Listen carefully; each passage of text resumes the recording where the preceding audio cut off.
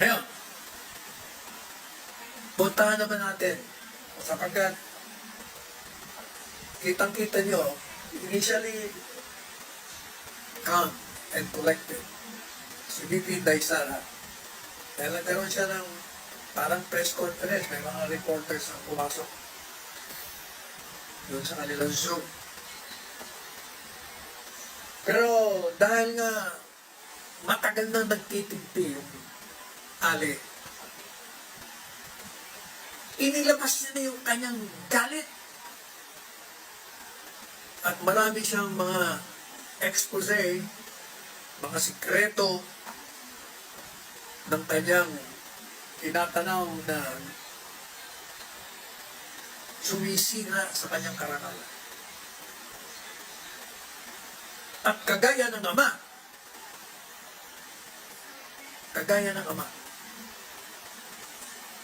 hindi daw mapigilan ng sarili niya na siya ay magmura. At diretsong pinunto niya, minura niya yung mga taong sa kanyang paniniwala, batay sa pangyayari, nasa likod ng paninira ng pagtatako ng putik sa kanya, pag-aakusa sa kanya na siya ay magnanakaw, na siya ay nag-abuso sa kapangyarihan. At marami pa siyang sinabi dito. Ngayon, in the course of her reaction, meron nung siyang binanggit. We have 10,000 views. Ano sabi niya? Kasi meron isang reporter. Ano bang remedyo? Inaapi kayo, pinagtutulungan kayo, bilang vice presidente, second highest person of the land. Ginaganyan kayo. Tama mo siya kasi sabi niya, first, ang sabi ni Laika, iyak siya ng iyak. Sabi niya, nasaan ang batas? Wala nang batas dito sa Pilipinas.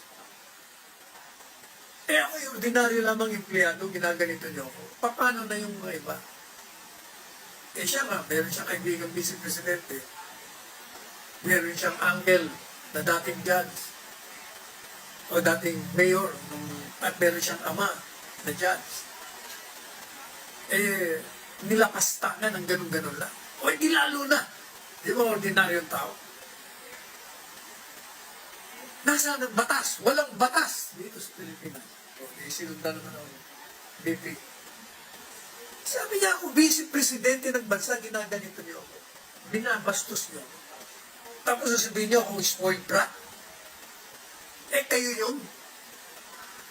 Binabastos niyo ako, binabastos niyo kami. Kung ano yung pagbabastos niyo sa amin, ibinabalik lang namin sa inyo. Hindi ba, natatandaan niyo yung article ko?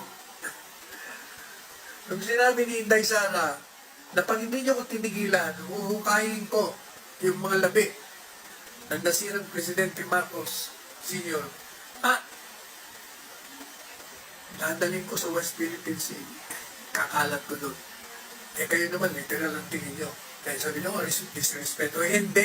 Ang sabi ko, that is her way of telling you, if you will not stop destroying my reputation, if you will not stop your groundless attack and assault against my character, I will engage you tit for tat. Yun ang ibig niyang sabihin, hindi ako susuko sa lalabanan ko kayo. Yan ho ang ginagawa niya. Kaya, sabi naman o, reporter, anong remedyo, ano pwede niyong gawin? Baka kung paano kayo. O ito, sagot niya, ito, controversial ang sagot niya dito. Kasi, sigurado ako, dahil nagsalita na Malacanang dito, na ididemanda siya. Ididemanda siya ng grave threat seryosong pagbabanta.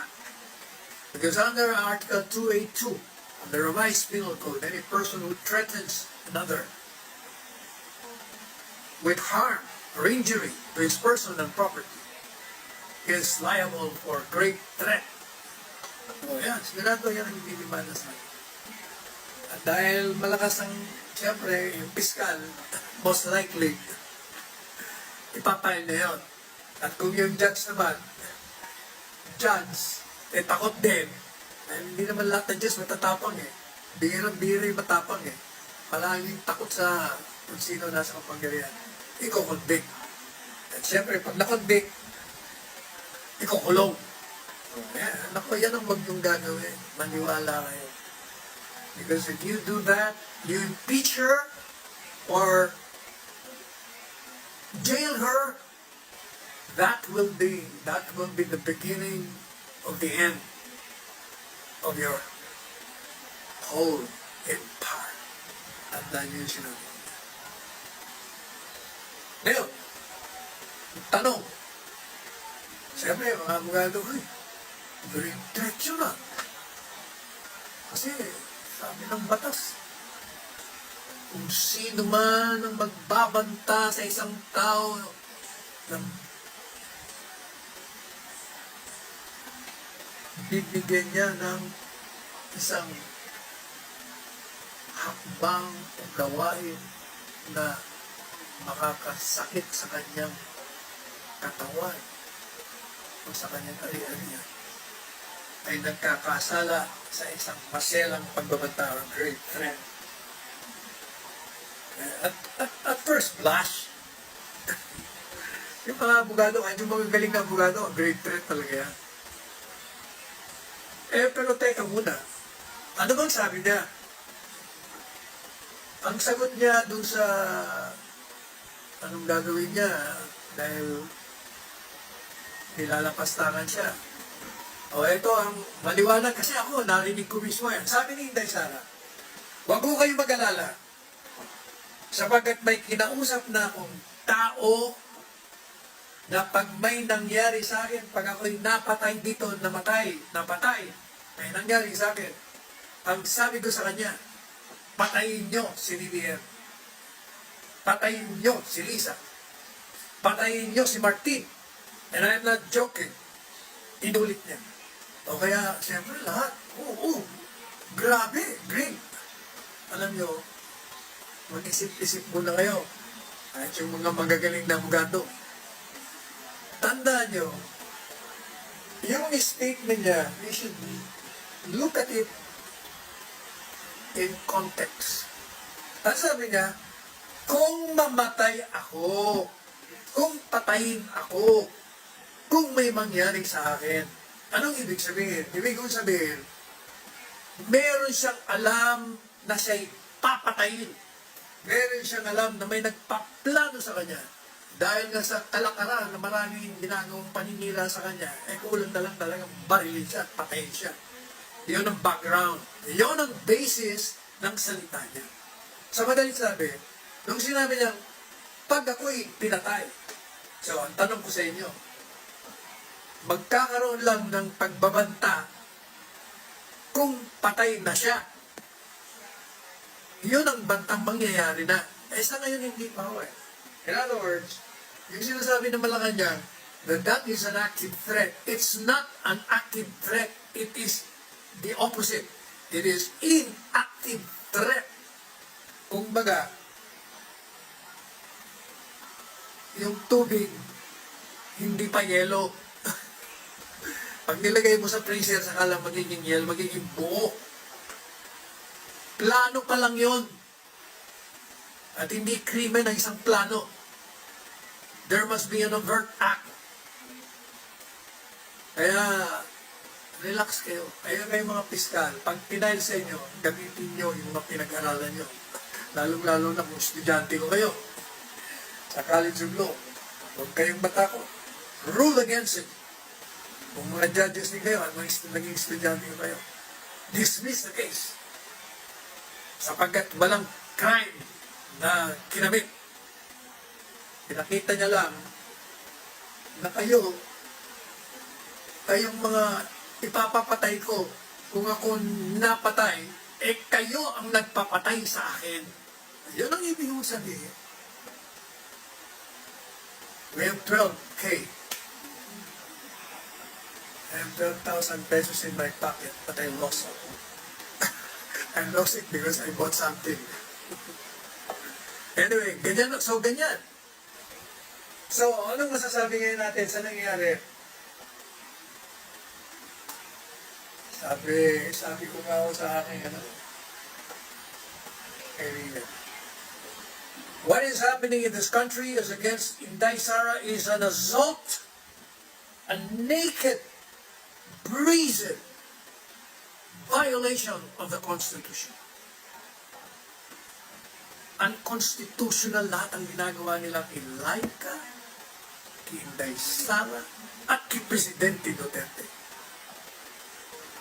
Hindi ko pa ako nakakausap si Presidente Duterte kasi tumawag sa akin ng social media. Tulog na ako. Nung tinawagan ko siya naman ang tulog. So hindi ko pa alam kung anong naging reaction niya. Ano bang reaction ng isang ama? Siyempre, iba.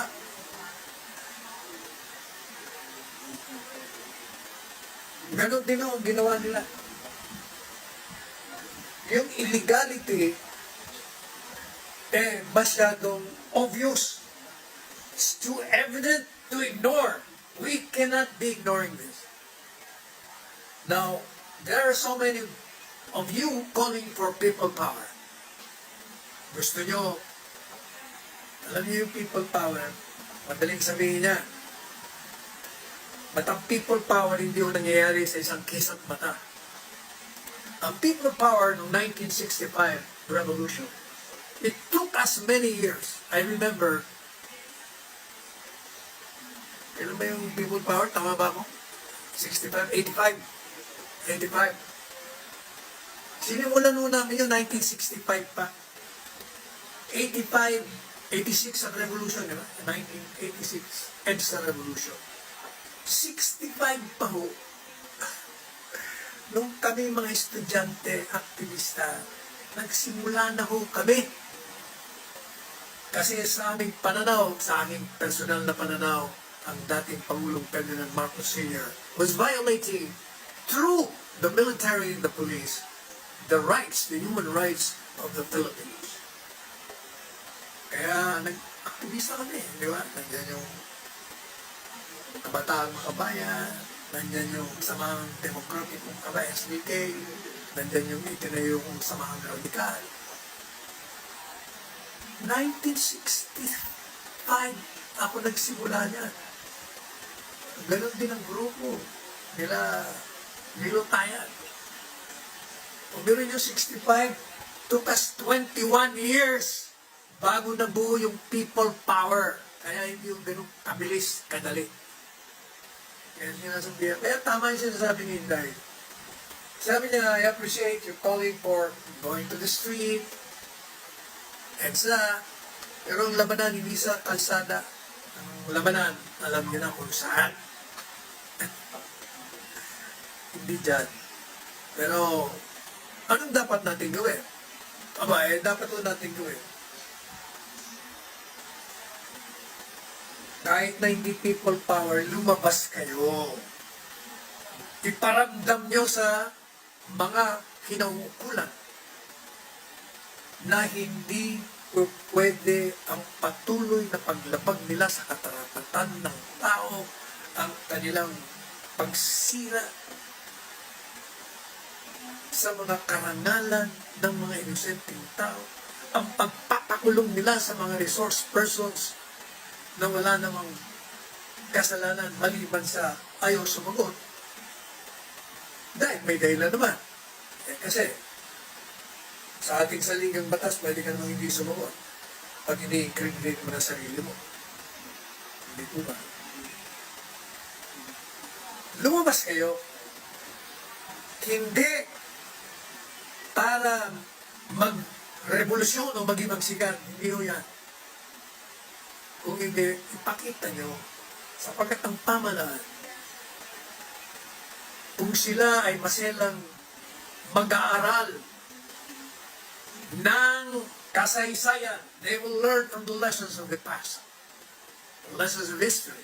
If you're a serious student of history, you will know that people will rise in revolt the moment they see that their welfare has been forgotten. Tandaan nyo, the very foundation of a government, ang pinakabatayan ng isang gobyerno. Unang-una, ano ba ang gobyerno? Ang gobyerno ay nilikha ng mga taong bayan, upang siya ang maging siyang mamahala sa batas, sa mga pangangailangan ng nasa gobyerno na sinasakupan, upang tugunan ang lahat ng problema. Kaya binigyan ng kapangyarihan ang mga inihala at yung mga ninombrahan naman ng mga inihala. Yan. Kaya kung tayo ang lumikha ng gobyerno, lahat ng kapangyarihan ng isang gobyerno ay nanggagaling sa taong bayan. Sa Ingles, sovereignty resides in the people and all authority emanates from them. So, madaling sabi, yung taong bayan, kung gusto nilang palitan ang isang sistema pampolitika, yon ay meron silang kapangyarihan at may karapatan. Pero, bigyan nyo ng pagkakataon ang mga nanunungkulan. Bigyan nyo ng babala. Magpakatino kayo. Magpakabait kayo. Tugunan nyo pangangailangan ng bayan. Sundin nyo ang batas. Dahil pag hindi, sabi nga, kung the gods wish to destroy, they first make man. Ang sino mang gustong ilaglag sa bangin at ibawon sa lupa ng mga Diyos ng tadhana ay nilalasing muna sa kapangyarihan. O yan ang ginagawa sa inyo ngayon. Kaya maghunos dili kayo, pakinggan nyo ang tinig ng bayan. O yan ang tandaan.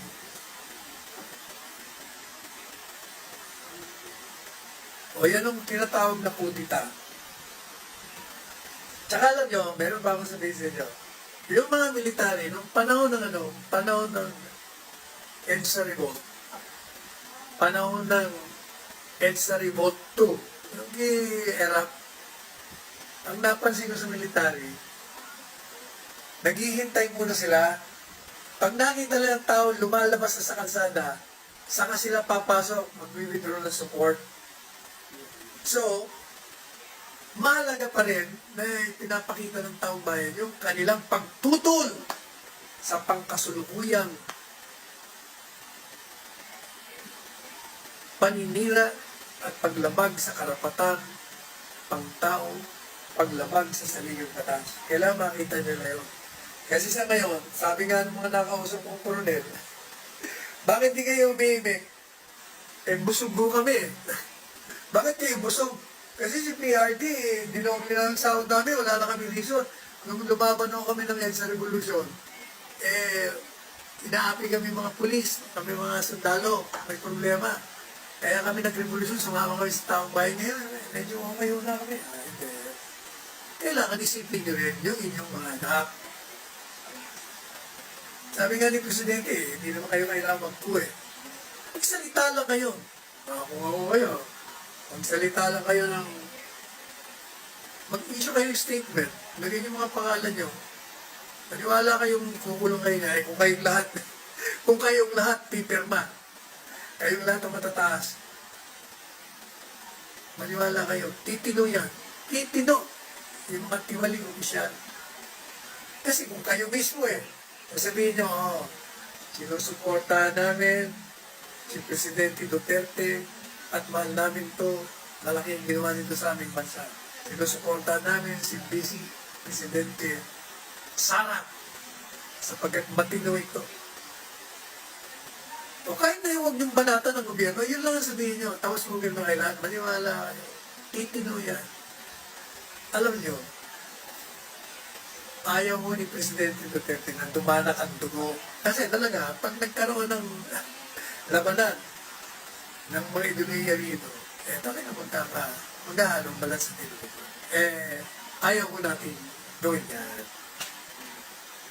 So yan o, for now, yan ang ating mga pahayag sa inyo. Bibisitahin o natin, pupunta tayo doon sa kung saan man sila naroon at bibigyan natin ng suporta. Kikwento ko kayo mamayang gabi kung anong nalaman natin. Samantala, magparamdam mo kayo na sinusuporta niyo si VP Inday Sara, si Presidente Duterte.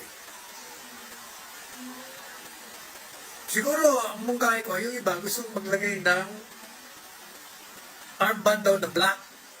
Hindi lang ako armband na black. Ako gusto ko alam niyo kung ano. Armband na black para symbolizing na we are in dark ages sa ating history. Dahil maraming nilalaman. Ba't lagyan naman natin ng pula? So, black and red. Yung red naman ay isang pagpapahayag na hindi tayo titigil at hindi magiging hadlang ng sino man sa ating pagtatayo. At yung pulang yan, kagaya rin ng ating bandilang may pula, ibinabaliktad yan, tinasa pula, pag yan ay merong timba. Yun o, black and red. Ngayon, kung gusto nyo pang mas lalong klaro, para, kasi yung pula, Duterte yun. Duterte is Duterte style yun. Lagyan nyo rin ng green. So, red, black, and green tayo. Green, Sara naman yun.